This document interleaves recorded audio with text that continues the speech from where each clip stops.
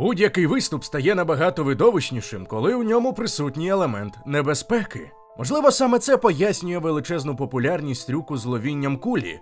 Упродовж своєї тривалої історії цей фокус неодноразово призводив до загибелі відчайдухів, які намагалися продемонструвати глядачам свою неймовірну невразливість. У 17-18 сторіччях публіка була буквально одержима демонстраціями надприродних здібностей. Ілюзіоністи, шарлатани і навіть дипломати намагалися перевершити одні одних у трюках із ножами, отрутами, вогнем і блискавками.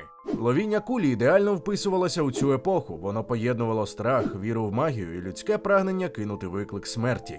Найперші записи про ловіння кулі датовані кінцем 16-го, початком 17-го сторіч. Знаменитий хроніст і теолог тих часів Томас Бірд розповідав про кульо з Лотарингії, котрий мав дивовижну здатність ловити руками кулі, які летіли у його бік.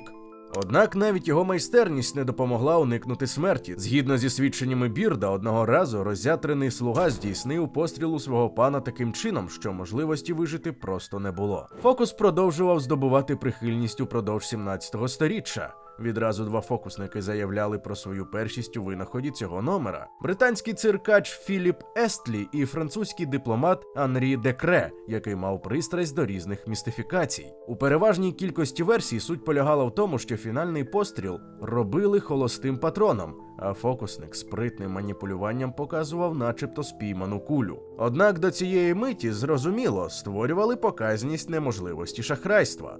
Обирали нібито довільного учасника з публіки, який мав досвід поводження зі зброєю. Саме він здійснював заряджання пістолета. Інший спостерігач робив позначку на кулі, щоби потім можна було засвідчити, що фокусник і справді упіймав ту саму кулю. Часом із пістолета проводили попередній постріл у тканину чи у посудину, щоб продемонструвати справжність зброї. Переважно в таких ситуаціях таємниця трюку крилася не тільки в холостому патроні, а й у ретельному дозуванні пороху. Фокусники нерідко виготовляли кулі з м'яких сплавів, воску чи навіть паперу, які не спричиняли значної шкоди. Однак будь-яка мінімальна помилка, хибний прорахунок температур, зайва кількість пороху чи найдрібніша неуважність могли призвести до фатального кінця.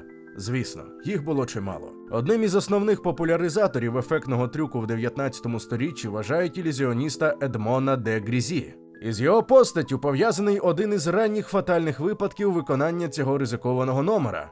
В інтерпретації де Грізі номер нагадував легенду про Вільгельма Теля, легендарного героя Швейцарії, який змушений був через небажання схилитися перед австрійським правителем вистрілити з арбалета у яблуко, встановлене на голові його власного сина. Тель не промахнувся, а де Грізі, чия популярність на той час уже згасала, прагнув повернути увагу публіки сенсаційним номером. У власній інтерпретації він пропонував комусь із присутніх здійснити постріл у яблуко, яке його син тримав у зубах. Ідея трюку полягала в тому, що фрукт чарівним чином відводив кулю.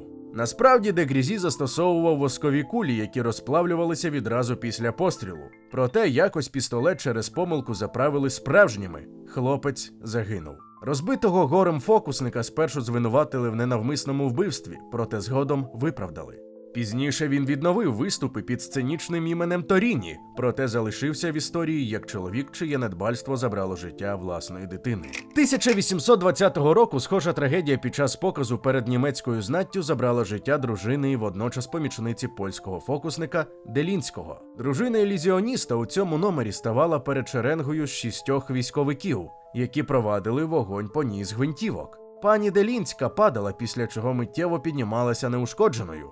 Публіка, звісно ж, була у захваті. Зброю заряджали винятково порохом і пижем, а фокусниця показувала глядачам 6 начебто спійманих куль, які заздалегідь утримувала в долоні. Проте того фатального вечора один із військовиків через хвилювання помістив у дуло справжню кулю. Вона поцілила пані Делінській у живіт. За 2 дні дружина фокусника померла. Трагедію поглиблювало те, що вона носила дитину, яка загинула разом із матір'ю. Хвилинка уваги для тих, хто ще не підписаний на наш телеграм-канал. У нас там не тільки анонси нових відео, а ще й безліч цікавих історій і фактів, які ми не публікуємо на Ютубі. Посилання у описі і прямо зараз на екрані.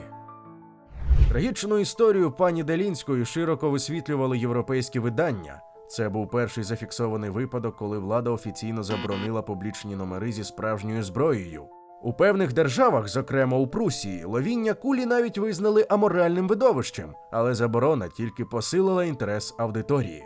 1840 року фокусник Арнольд Бак загинув під час виконання трюку, коли один з скептично налаштованих присутніх, запрошений зарядити гвинтівку, потайки додав у дуло кілька цвяхів. Один із них виявився смертельним.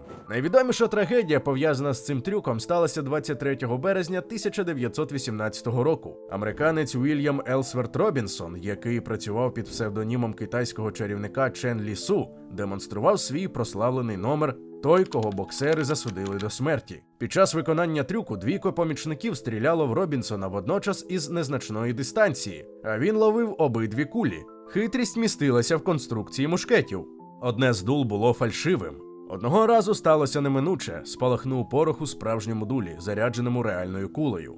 Куля поцілила Робінсона в легеню. Перед загибеллю йому вдалося вимовити: «О, Господи, щось не так, опускайте завісу». Це була єдина мить, коли Робінсон звернувся до публіки англійською. Наступного ранку він помер. Після загибелі Робінсона ризиковані номери не припинилися. Його колеги продовжували змагатися у сміливості. Декого закопували в землю живцем, хтось утікав з кліток із хижаками, інші занурювалися під воду, ризикуючи не повернутися. Однак саме ловіння кулі лишалося уособленням максимального ризику, часом, коли життя і смерть розмежовує одна мить. Невдовзі після загибелі Робінсона його близький товариш Гаррі Гудіні заявив, що особисто виконає фокус із ловінням кулі. Утім, друзям удалося його відмовити. Забагато життів забрав цей номер. Окрім того, одного разу під час пограбування Гудіні отримав кульове поранення руки, після чого упродовж усього життя уникав зброї.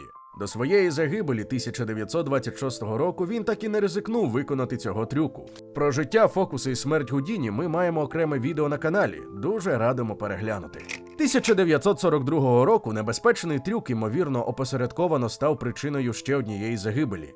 Ілюзіоніст Теодор Анеман напередодні виступу, на якому планував ловити кулю, упав у розпач і наклав на себе руки, так і не розпочавши вистави. Йому вперше довелося було виконати номер у закритому приміщенні. Раніше він виступав лише просто неба, однак його загибелі не можна пояснити тільки страхом. Раніше він проходив лікування від психічних захворювань. 1975 року ловіння кулі стало фатальним для, певне, найвідомішого майстра цього трюку – німця Ральфа Біали, якого прозвали «людиною-мішенню».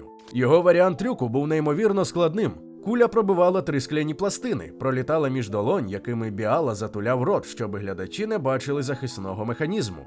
Після цього вона вдарялася в метал, і фокусник доставав її перед захопленою аудиторією. За власними підрахунками, Біала спіймав кулю зо 3000 разів. Він не припиняв виступати попри численні травми. Після чергового поранення він подався на прогулянку до гірської місцевості, де втратив свідомість і упав зі стрімкої скелі. Офіційно він загинув не через кулю, та мало хто сумнівається, що саме цей небезпечний номер призвів до такого фіналу. Вважають, що принаймні 12 артистів загинуло, намагаючись здійснити цей номер. Набагато більше залишилося без зору, кінцівок і щелеп. Через таку жахливу статистику сьогодні навіть найсміливіші фокусники ставляться до ловіння кулі обережно. Незважаючи на все, у 21 сторіччі трюк не зник остаточно. Його періодично відтворюють із застосуванням захисних панелей, лазерних технологій або комп'ютерних симуляцій. Наприклад, ілюзіоніст Девід Блейн 2016 року показав версію ловіння кулі, використовуючи спеціальний металевий захист у ротовій порожнині. Навіть з таких обставин ризик залишався величезним. Друзі, якщо це відео було для вас цікавим, то будьте ласкаві, підтримайте нас у коментарях. А також не забудьте підписатися, попереду багато цікавого.